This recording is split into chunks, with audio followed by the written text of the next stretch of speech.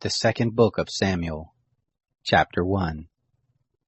It happened after the death of Saul, when David was returned from the slaughter of the Amalekites, and David had abode 2 days in Ziklag. It happened on the 3rd day, that a man came out of the camp from Saul with his clothes torn, and earth on his head. And so it was when he came to David, that he fell to the earth. David said to him, "From where do you come?" He said to him, "Out of the camp of Israel I am escaped." David said to him, "How went the matter? Please tell me." He answered, "The people are fled from the battle, and many of the people also are fallen and dead, and Saul and Jonathan his son are dead also."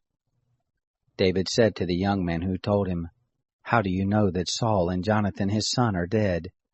The young man who told him said, "As I happened by chance on Mount Gilboa, behold, Saul was leaning on his spear, and the chariots and the horsemen followed hard after him. When he looked behind him, he saw me and called to me. I answered, 'Here I am.' He said to me, 'Who are you?' I answered him, 'I am an Amalekite.' He said to me, 'Stand, I pray you, beside me, and kill me, for anguish has taken hold of me, because my life is yet whole in me.'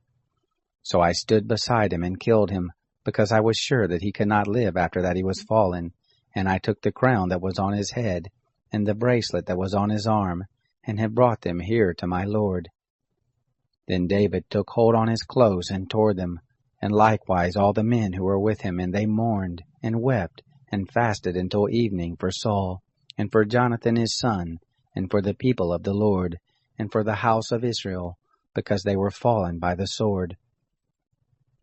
David said to the young men who told him, "Where are you from?"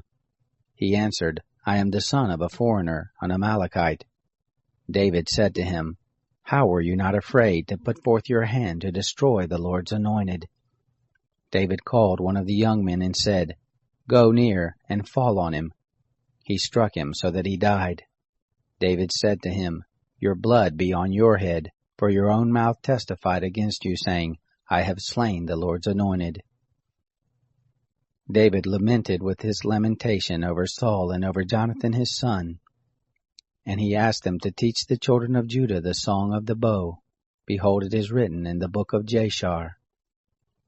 "Your glory, Israel, is slain on your high places. How the mighty are fallen. Don't tell it in Gath. Don't publish it in the streets of Ashkelon, lest the daughters of the Philistines rejoice, lest the daughters of the uncircumcised triumph. You mountains of Gilboa, let there be no dew nor rain on you, neither fields of offerings. For there the shield of the mighty was vilely cast away, the shield of Saul not anointed with oil. From the blood of the slain, from the fat of the mighty, the bow of Jonathan didn't turn back, the sword of Saul didn't return empty. Saul and Jonathan were lovely and pleasant in their lives. In their death they were not divided. They were swifter than eagles, they were stronger than lions. You daughters of Israel, weep over Saul, who clothed you in scarlet delicately, who put ornaments of gold on your clothing. How are the mighty fallen in the midst of the battle? Jonathan is slain on your high places.